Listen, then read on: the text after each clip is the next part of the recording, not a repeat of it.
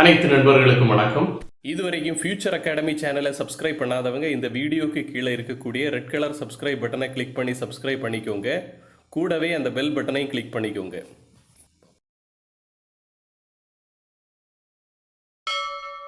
Hi students, இன்னைக்கு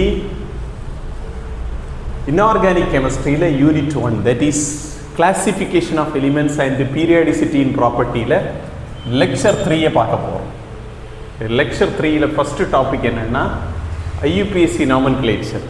atomic number 100க்கு மேலே இருக்கக்கூடிய எலிமெண்ட்களுக்கு ஐயுபிஎஸ்சி எப்படி பேர் போடுறாங்க அப்படிங்கிறத பார்ப்போம். எஸ்,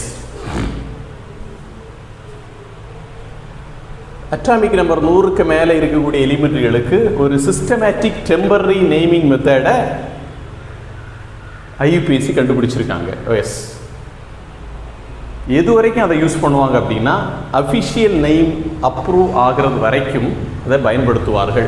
எஸ், இதில் என்ன பண்ணுறாங்க அப்படின்னா, ஃபார் எக்ஸாம்பிள் இப்போ அட்டாமிக் நம்பர் 101ன்னு வச்சுக்கேன். இதில் 3 டிஜிட் இருக்குது, 101. Yes, each digit of the atomic number, இந்த அட்டாமிக் நம்பரோட ஒவ்வொரு டிஜிட்டுகளையும் ரீப்ளேஸ் பண்ணுவாங்க. எதை வச்சு ரீப்ளேஸ் பண்ணுறாங்க? லத்தீன் இல்லாட்டி கிரீக் ரூட் வச்சு ரீப்ளேஸ் பண்ணுவாங்க. ஓகே, லத்தீன் இல்லாட்டி கிரீக் ரூட் வச்சு ரீப்ளேஸ் பண்ணுவாங்க. அந்த ரூட்டுகள் எல்லாத்தையும் கம்பைன் பண்ணுவாங்க. அதுக்கு பிறகு சஃபிக்ஸ் ஆட்டு, ஓகே, நெய்மோட எண்டிங்கில் ஐயூஎம் ஆட் பண்ணுவாங்க. எஸ், இதில் டிஜிட்டையும் அதோட ரூட்டுகளையும் பார்ப்போம். எஸ், டிஜிட் 0வா இருந்தால் ரூட் வந்து நில், டிஜிட் 1 இருந்தால் ரூட் வந்து உன், டிஜிட் 2 இருந்தால் ரூட் வந்து பை, டிஜிட் 3 இருந்தால் ரூட் வந்து ட்ரை, டிஜிட் 4 இருந்தால் ரூட் வந்து குவாட், டிஜிட் 5 இருந்தால் ரூட் வந்து பென்ஸ். ஓகே, ரூட் 6 இருந்தால் டிஜிட் 6 இருந்தால் ரூட் வந்து ஹெக்ஸ், டிஜிட் 7 இருந்தால் ரூட் வந்து செப்ட், டிஜிட் 8 இருந்தால் ரூட் வந்து ஆக்ட், டிஜிட் 9 இருந்தால் ரூட் வந்து என். எஸ், இதை ஞாபகம் வச்சுடுங்க. ஓகே, எப்படி இந்த நெய்ம்களை உருவாக்குகிறார்கள்? Yes, how to form the name? Break atomic number into digits. Okay, அதனுடைய அட்டாமிக் நம்பர்களை டிஜிட்டுகளாக பிரேக் செய்கிறார்கள். ரீப்ளேஸ் ஈச் டிஜிட், அந்த டிஜிட்டுக்கு பதிலாக எதை ரீப்ளேஸ் பண்ணுறாங்க? ரூட்டை ரீப்ளேஸ் பண்ணுறாங்க. ரூட், எஸ், அந்த எல்லா ரூட்டுகளையும் ஜாயின் பண்ணுறாங்க. ஃபைனலாட்டு ஆட் ஐயூஎம், கடைசியாக ஐயூஎம் ஆட் பண்ணுறாங்க. எக்ஸாம்பிள் பாரு. Example Z101 101 break atomic number into digit 101 break பண்ணிட்டோம். ஒன்றுக்கு என்ன யூஸ் பண்ணலாம்? 1 அப்படின்னா 1. 0க்கு என்ன யூஸ் பண்ணலாம்? நில், 1 நில், திரும்பவும் 1, அதுக்கும் 1 தான், 1.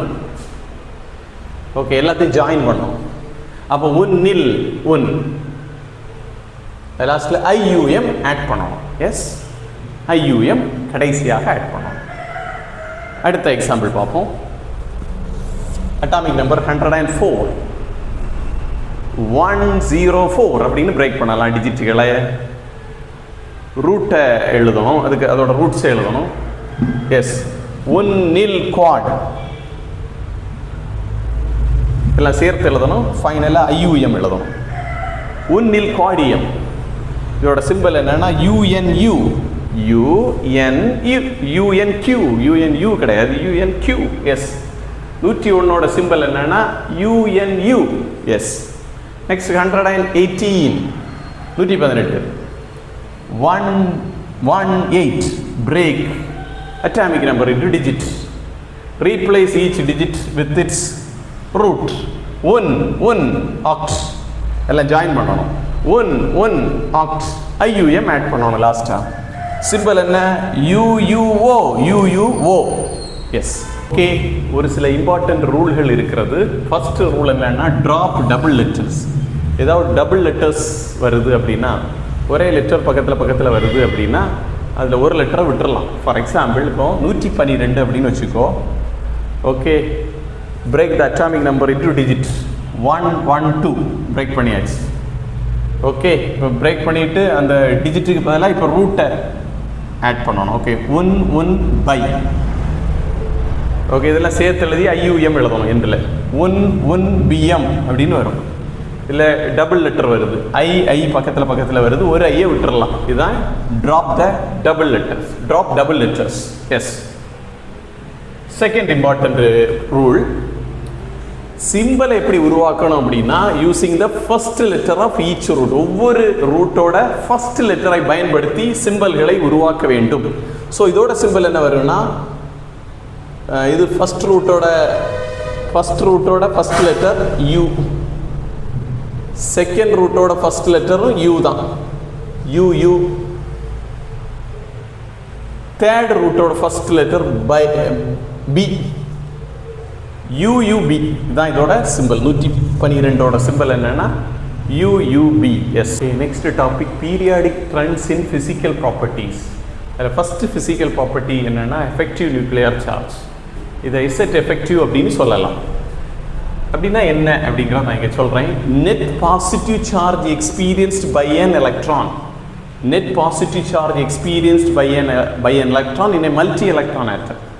ஒரு மல்டி எலக்ட்ரான் ஆட்டத்தில் இந்த எலக்ட்ரான் ஃபீல் பண்ணக்கூடிய நெட் பாசிட்டிவ் சார்ஜ் என்ன அப்படிங்கிறது தான் இசட் எஃபெக்டிவ். ஓகே, இங்கே இது ஒரு ஆட்டத்தோட ஜெனரல் ஸ்ட்ரக்சர் இப்படி தான் இருக்கும். ஓகே, ஆட்டத்துக்கு சென்டரில் நியூக்ளியஸ் இருக்கும். நியூக்ளியஸ் என்ன பண்ணும், இந்த எலக்ட்ரானை அட்ராக்ட் பண்ணாக்க முயற்சி பண்ணும். அப்போ இன்னர் ஷெல்ஸில் இருக்கக்கூடிய எலக்ட்ரான்ஸ் எல்லாம் என்ன பண்ணும், ரிப்பல் பண்ணும். ஓகே, அதனால் உண்மையிலே எந்த அளவுக்கு அட்ராக்ஷனை இந்த எலக்ட்ரான் உணரணுமோ அதில் இருந்து அந்த நெட் பாசிட்டிவ் சார்ஜ் ரெடியூஸ்டு சார்ஜாக இருக்கும், ரெடியூஸ்டு எஃபெக்டாக இருக்கும். ஓகே, அதை கண்டுபிடிக்கிறதுக்கு ஒரு ஃபார்முலா இருக்குது. Z effective equal to Z minus S. இங்கே இசட்ங்கிறது நம்பர் ஆஃப் ப்ரோட்டான்ஸ். எஸ், எஸ்ங்கிறது ஸ்க்ரீனிங்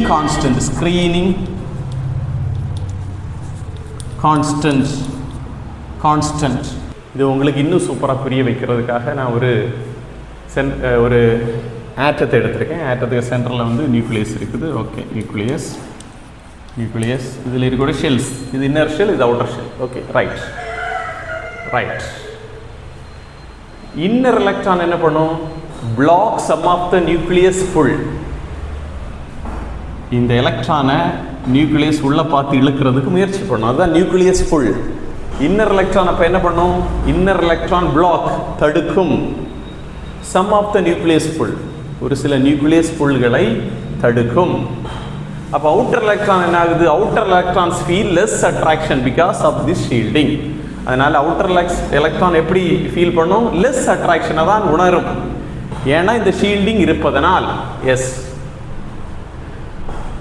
எலக்ட்ரான் நியூக்ளியஸுக்கு பக்கத்தில் இருக்கு, closer electron higher its effective nuclear charge. நியூக்ளியஸுக்கு பக்கத்தில் இருக்கக்கூடிய எலக்ட்ரான் அதோட effective nuclear charge that is Z effective அதிகமாக இருக்கும். For example sodium. ஓகே, சோடியத்தை எக்ஸாம்பிளாக எடுப்போம். அதோட அட்டாமிக் நம்பர் வந்து 11. ஓகே, இதோட ஷெல் கான்ஃபிகரேஷன் 2,8,1.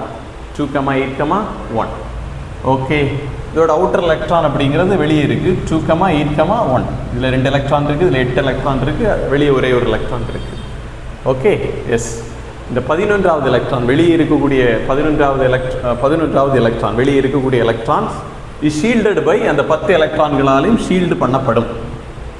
அதனால் இதோட இசட் எஃபெக்டிவ் லெஸ் தேன் 11 விடையும் குறைவாக இருக்கும். இசட் எஃபெக்டிவ் 11 விடையும் குறைவாக இருக்கும். Yes. Okay, Z effective across a பீரியடில் எப்படி இருக்குன்னு பார்ப்போம். அக்ராஸ் ஏ பீரியட்னா உங்களுக்கு தெரியும், இப்படி போகக்கூடியது. Horizontal rows called periods.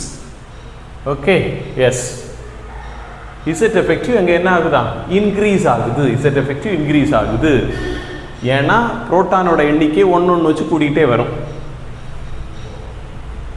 Shielding பெரிய அளவில் இன்க்ரீஸ் ஆகாது. ஓகே, புரோட்டானோட எண்ணிக்கை கூட ஷீல்டிங் பெரிய அளவில் இன்க்ரீஸ் ஆகாது, ஏன்னா புதிய எலக்ட்ரான்ஸ் அதே ஷெல்லில் தான் ஆட் ஆகும். புதிய எலக்ட்ரான்ஸ் அதே ஷெல்லில் தான் ஆட் ஆகும்.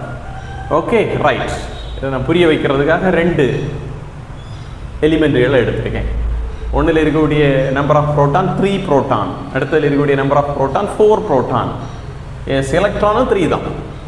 ஃபர்ஸ்ட் ஷெல்லில் 2 எலக்ட்ரான், லாஸ்ட் ஷெல்லில் 1 electron. That is 3 proton 3 electron. அடுத்ததில் 4 புரோட்டான் 4 எலக்ட்ரான். ஃபர்ஸ்ட் ஷெல்லில் 2 எலக்ட்ரான், லாஸ்ட் ஷெல்லில் 2 எலக்ட்ரான். ஓகே, மோர் புரோட்டான், இங்கே more proton. Yes, shielding does not increase much. பெரிய அளவில் ஷீல்டிங் இன்க்ரீஸ் ஆகல. புதிய ஷெல் வந்தால் தான் ஷீல்டிங் இன்க்ரீஸ் ஆகும். அதே ஷெல்லில் எலக்ட்ரான் ஆட் ஆனதுனால ஷீல்டிங் இன்க்ரீஸ் ஆக வாய்ப்பில்லை. எஸ், இப்போ simple across a period Z effective increase ஆகுது. இசட் எஃபெக்டிவ் இன்க்ரீஸ் ஆகுது. அதுக்கான காரணம் மோர் புரோட்டான். ஷீல்டிங் பெரிய அளவில் இன்க்ரீஸ் ஆகவில்லை. ரைட். டவுன் ஏ குரூப், மேலே இருந்து கீழே வர வர ஷெல்களுடைய எண்ணிக்கை இன்க்ரீஸ் ஆகும். அது நமக்கு தெரியும். இங்கே ஒரு ஷெல் இருக்குது, இதில் 2 ஷெல் இருக்குது, இதில் 3 ஷெல் இருக்குது. 3 எலிமெண்ட்டுகளை எடுத்திருக்கேன். ஓகே, எஸ், ஒரு shell, 2 shell, 3 shell. Right. Down a group, down a குரூப்பில் என்ன ஆகுது? இசட் எஃபெக்டிவ் இன்க்ரீசஸ் ஸ்லைட்லி, அல்லாட்டி ஸ்டேஸ் சிமிலர். Okay, right. மேலே இருந்து கீழே வர வர இசட் எஃபெக்டிவ் இன்க்ரீசஸ் கொஞ்சமாக இன்க்ரீஸ் ஆகும், அல்லாட்டி அதே மாதிரி தொடரும்.